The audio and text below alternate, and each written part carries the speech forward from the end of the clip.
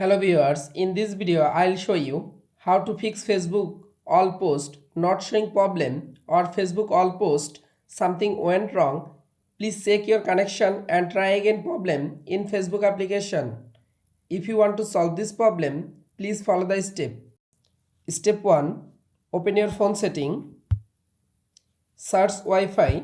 You make sure your Wi-Fi or mobile data connection is properly connected or stable connection. Step 2.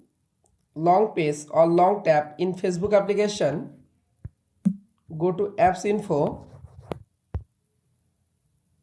Click on storage. Click on storage. Again click on clear data. Tap on clear cache data.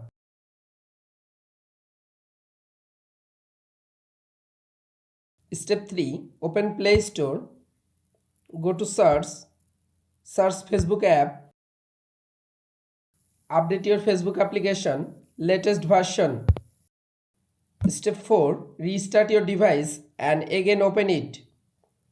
Step 5. Again open your Facebook app. Step 5. Again open your Facebook application. Click on profile picture.